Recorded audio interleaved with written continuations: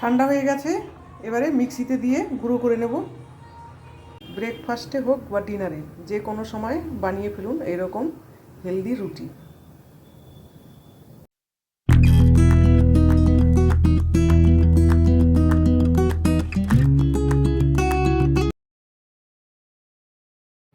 আজকে ব্রেকফাস্টে তৈরি করব ওটসের রুটি।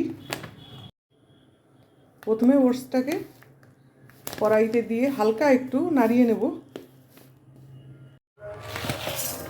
কড়াইতে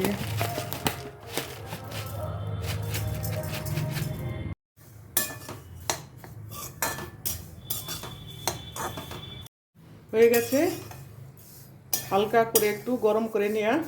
এবার ঠান্ডা করে মিক্সিতে গুঁড়ো করে নেব। ঠান্ডা হয়ে গেছে, এবারে মিক্সিতে দিয়ে গুঁড়ো করে নেব। কত সুন্দর গুঁড়ো হয়ে গেছে, একদম আটার মতো হয়ে গেছে, চালবার কোনো দরকারই নেই।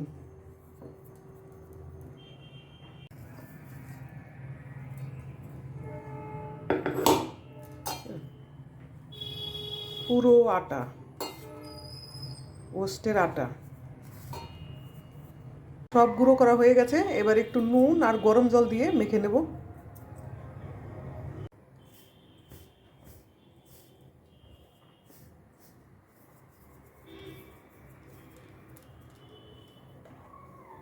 দিয়ে দিচ্ছি গরম জল। গরম জল দিয়েই আটাটা মাখলে বেশি ভালো হয়।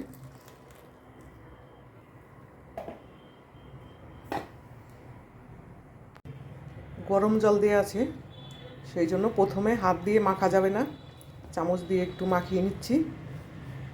এবার একটু ঠান্ডা হয়ে গেছে, হাত দিয়ে মেখে নেব।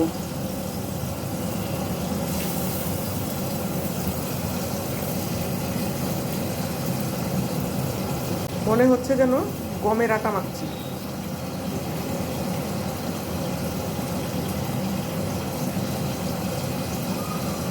তো সুন্দর, দেখুন সফট আটা মাখা হয়ে গেছে। 10 মিনিটের জন্য রেস্টে রেখে দেবো ঢাকা দিয়ে। 10 মিনিট বাদে আর একটু মেখে নিলাম। এবারে এই নর্মাল আটা দিয়ে বেলে নেব। ছোট ছোট লেচি কেটে নিচ্ছি।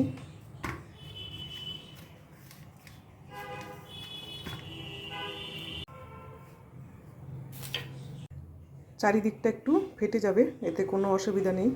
আপনারা সুন্দর করতে চাইলে একটা কিছু দিয়ে গোল করে কেটে নিতে পারেন।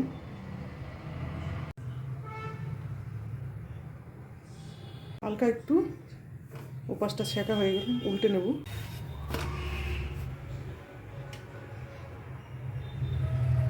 ওটসের রুটি অতটাও ফুলবে না, একটু ক্র্যাক টাইপের হবে মধ্যে মধ্যে।